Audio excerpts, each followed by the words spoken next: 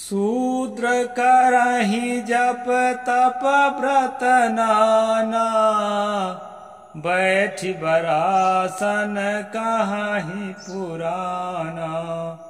नमस्कार दोस्तों, मैं अविनाश दास रेशनल कबीर यूट्यूब चैनल में आप सबका हार्दिक स्वागत करता हूं।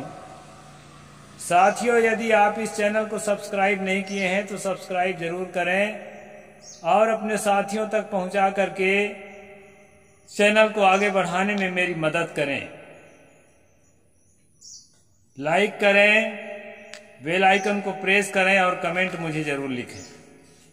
साथियों, कल हमने पढ़ा था कि 10 जो बधिक होते हैं, हत्यारा होते हैं, जो कसाई होते हैं, 10 कसाई उसके बराबर जो है जन्म लेते ही एक तेली होता है, और 10 तेली के पाप के बराबर एक कलार होता है, और 10 कलार के पाप के बराबर जो है एक चकला का मालिक होता है जो वेश्यालय चलाता है, और 10 चकले के मालिक के पाप के बराबर जो है एक वह राजा होता है जो क्षत्रिय घर में पैदा ना हुआ। ये मनुस्मृति के 4थे अध्याय में हम 83, 84, 85 श्लोक पढ़ रहे थे दोस्तों। तो आज का प्रसंग जो है इससे आगे जाएगा। और दोस्तों, मैंने चौपाई बोली है, पहले उसका अर्थ बता देता हूं। यहां कहा है, शूद्र करहि जप तप व्रत नाना, बैठ बरासन कहाहि पुराना। ये तुलसी दुबे की भाषा है रामचरितमानस के। उन्होंने कहा है कि ये शूद्र लोग जो हैं, तेली कलार लोग जो हैं, जप तप अनेक प्रकार के धार्मिक अनुष्ठान करने लग गए हैं, और जो है श्रेष्ठ आसन पर बैठ करके, व्यास गति में बैठ करके कथा पुराण कहने लगे हैं।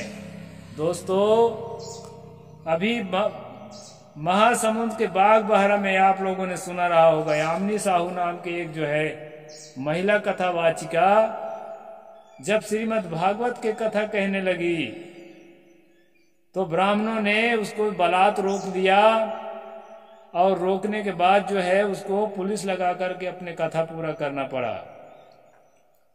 तो इस तरह से दोस्तों, इनके अंधविश्वास पूर्ण धर्म में जबरदस्ती सिर घुसाने की जरूरत नहीं है। शुद्ध कबीर पंथ में हमको रहना चाहिए। हर शूद्र को, कोई भी ओबीसी हो, कुर्मी हो, तेली हो, कलार हो, यादव हो, और जितने भी ओबीसी हैं और SC ST हैं, SC तो ज्यादातर बुद्धिज्म की ओर जा रहे हैं, और ST जो है अपना सरना कोट की ओर जा रहे हैं। तो कम से कम ओबीसी को इस अंधेरे से निकल करके कबीर पंथ में ठहरना चाहिए, ऐसा मैं मानता हूं। और सब कोई ठहरे तो अच्छा है, ब्राह्मण के लिए भी दरवाजा खुला है। लेकिन दोस्तों, ब्राह्मण जब इसमें घुसता है ना तो इसको जो है बिगाड़ देता है। इसमें बहुत प्रकार के वेद को, उपनिषद को, गीता को, रामायण को घुसेड़ देता है और बताता है यही तुम्हारा धर्म है। इसके बाद धीरे धीरे हमारे लोग फिर से कन्वर्ट होकर के और फिर से भटक जाते हैं। दोस्तों, अभी मैंने देखा है इस पीढ़ी के कबीरपंथियों में गीता रामायण इतना घुसा हुआ है कि मुझे लोग दुश्मन समझने लगे, जबकि हकीकत यह है कि मनु के विषमतावादी जो अंधविश्वास पूर्ण जो नियम है, वो सारे नियम से गीता पुराण रामायण भरे हुए हैं। और दोस्तों, इतना ही नहीं, उसमें झूठ भी बहुत है। आप जो है निष्पक्ष होकर के पढ़िए तो आपको सब समझ में आ जाएगा। गीता प्रेस के वाल्मीकि रामायण में शंभुक नाम के शूद्र को, क्योंकि वो शूद्र था, तेली कलार में से कोई था और तप कर रहा था, तो ब्राह्मणों ने कहा कि शूद्र के तप करने से अकाल मृत्यु होती है। एक ब्राह्मण का बच्चा मर गया है, तो राम जो है जाकर के उसकी हत्या कर देते हैं और शूद्र का बच्चा, ब्राह्मण का बच्चा जी जाता है। इस तरह से जो है काल्पनिक कहानी है। तो कहानी बताकर दोस्तों बताने की कोशिश किया गया है कि शूद्र को ये सब चीजों में हक नहीं है, धार्मिक अनुष्ठानों में, तप में, जप में हक नहीं है, ये बताने का कोशिश किया गया है। और उस रामायण में दोस्तों तलवार से जब शंभुक का सिर राम उतार देता है तो देवता लोग फूल बरसाते हैं और कहते हैं बहुत अच्छा, बहुत अच्छा, ये जो है स्वर्ग जाना चाहता था, अब ये स्वर्ग नहीं जा सकेगा। एक बात देखना दोस्तों, फिर देखना वेंकटेश्वर प्रेस का जो रामायण है रामचरितमानस, उसमें श्री राम जो है शंभुक को धनुष बाण से मारता है और उसके सिर को लेकर के स्वर्ग में जाकर के वो बाण जो है स्थापित कर देता है। कितना अंतर है। अब तीसरा अंतर और बताता हूं दोस्तों, गीता प्रेस के रामचरितमानस में ये कहानी है ही नहीं। मतलब गीता प्रेस के वाल्मीकि रामायण में है लेकिन रामचरितमानस में है ही नहीं, उसमें उड़ा दिया गया है।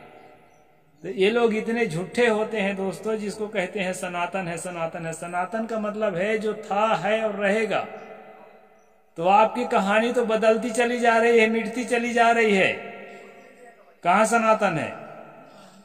इस प्रकार के दोस्तों मैं ये बताना चाहता हूं इस चैनल के माध्यम से कि भ्रम से, अंधविश्वास से, झूठ से, पाखंड से निकलो। मानवता ही सच्चा धर्म है। मनुष्य मनुष्य से प्रेम करे, दिल से दिल जुड़े, पड़ोसी के दुख सुख को हम समझ सकें, अपने परिवार के साथ एक बढ़िया समन्वय बनाकर हम जीवन जी सकें।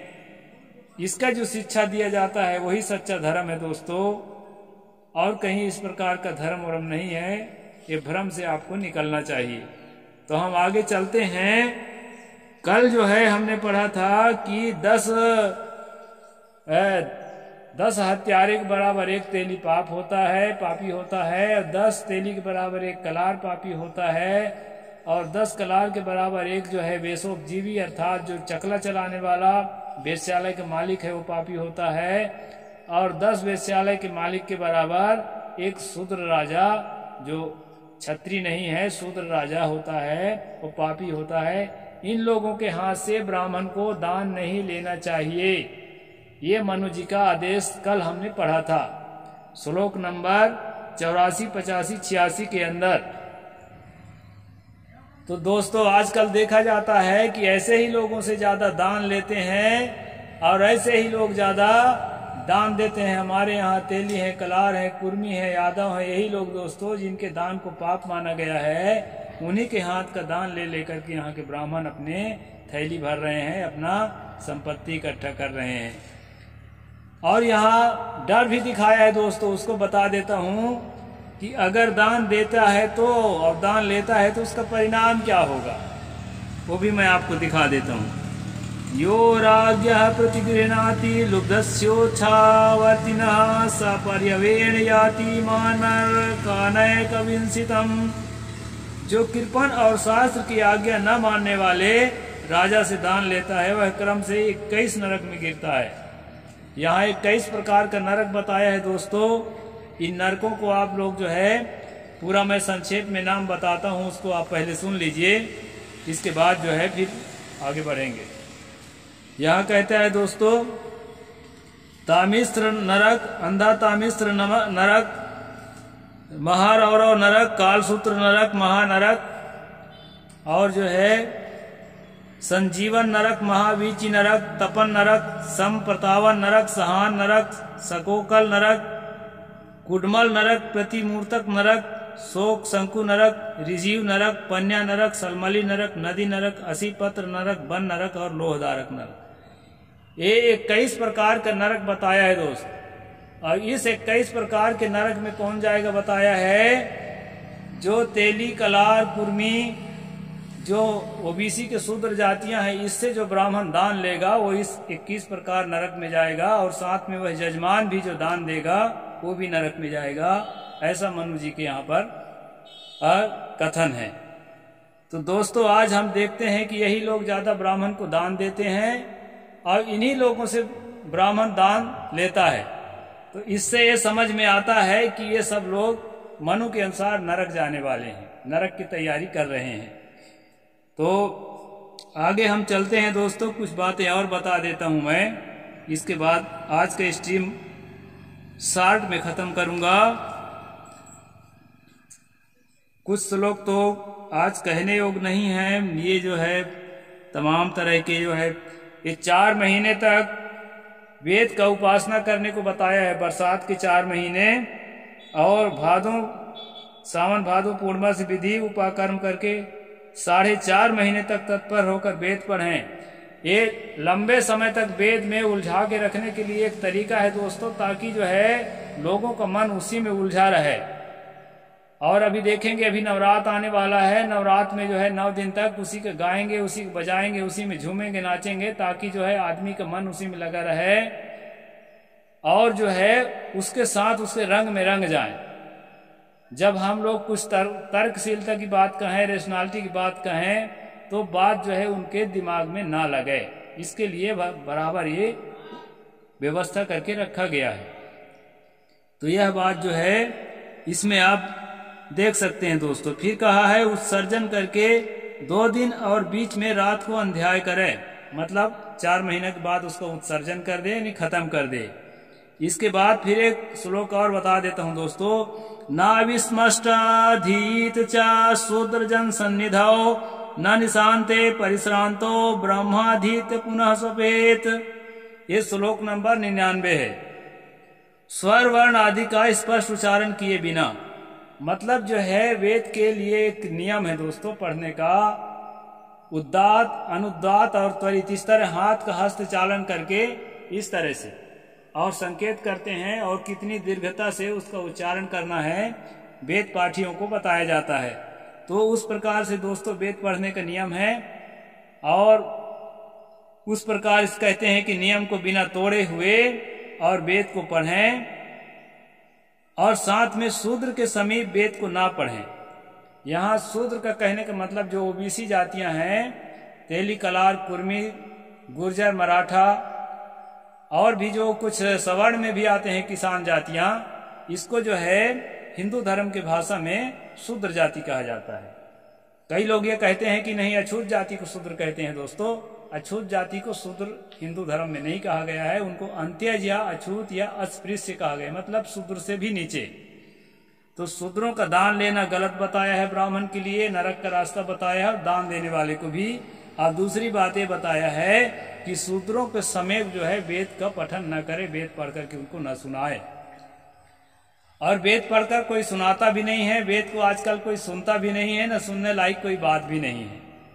आजकल सुनते हैं लोग पुराण, रामायण, भागवत, लेकिन इसमें भी ज्यादा वही लोग सुनते हैं जिसको मना किया गया है, जिनके कान में जो है ये चीज न पहुंचने पाए, ऐसा बताया गया है, वही लोग ज्यादा सुनते हैं। तो दोस्तों मैंने आज आपको इस एपिसोड के जरिए यह बताया है मनुस्मृति श्लोक नंबर 99 तक 4था अध्याय का, और जो है यहाँ पर आप देख सकते हैं कि शूद्रों को वेद पढ़ने का हक नहीं है। ये मनुस्मृति किसी जमाने में संविधान के रूप में भारत में लागू था, ऐसा सुना जाता है।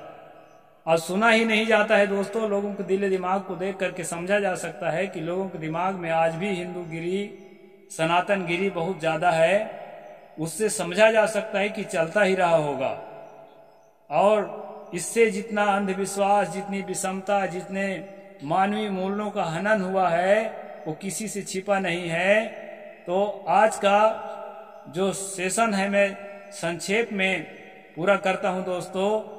और जो है आप लोग अगर सब्सक्राइब नहीं किए हैं तो सब्सक्राइब जरूर करें, शेयर करके अपने साथियों तक पहुंचाएं, और चैनल को आगे बढ़ाने में मेरी मदद करें। साहिब बंदगी, जय जोहार।